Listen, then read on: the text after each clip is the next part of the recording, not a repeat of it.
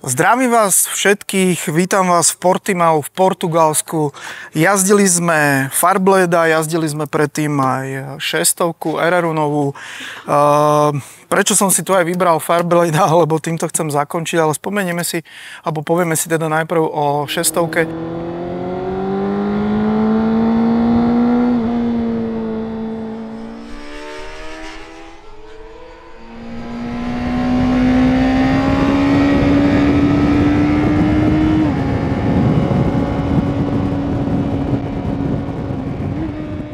Šestovka, veľmi príjemná motorka, prekvapivo ovládateľná, ľahučká, ktorá stojí fakt rozumné peniaze, nástroj, ktorý sa dá dobre postaviť na drahu, príjemne zatača, veľmi dobre brzdí, je to rozumne postavená motorka, s ktorou sa dá naozaj vyblázniť. Hlavne, čo je také, ja vynechám všetky tie technické veci, ktoré si prečítate a nájdete si ich na internete.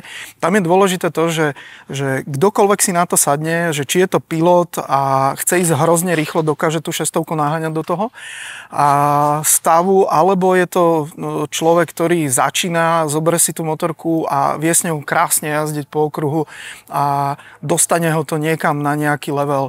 Takéto veľmi priateľské, užívateľské prostredie na šestovke je výborné. Prejdeme ale na liter. Liter Fairblade nový je niečo, čo nám naozaj urazilo dekel z hlavy. Tá motorka je neskutočná.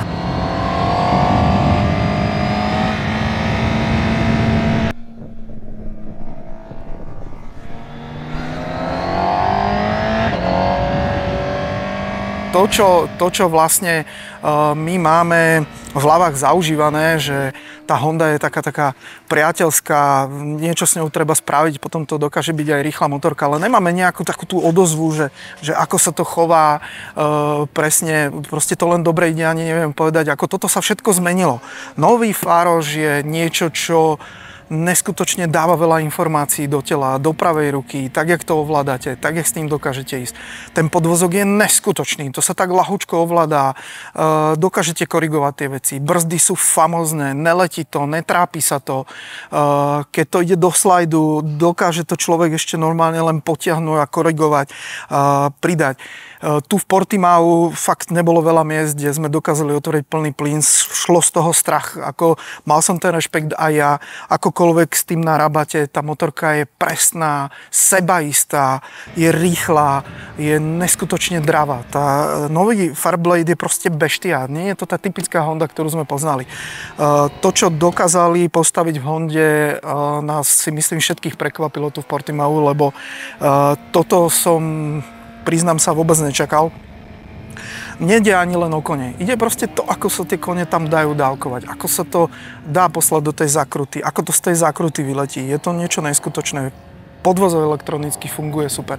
A keď si zoberieme, že čo to celkovo stojí, je to naozaj veľmi, veľmi dobré na rade a ja osobne by som každému doprial si to niekedy skúsiť a potom si myslím, že zmení ten názor, pretože Honda nikdy nemala takúto rýchlu motorku alebo nikdy nemala takto závodnú motorku. Povedané úplne inak jednoducho, vždy bola Honda postavená tak, že niečo ste s ňou urobili, postavili ste ju na trať, teraz tu dáte dole zrkadla, zalepíte svetlá a môžete ísť.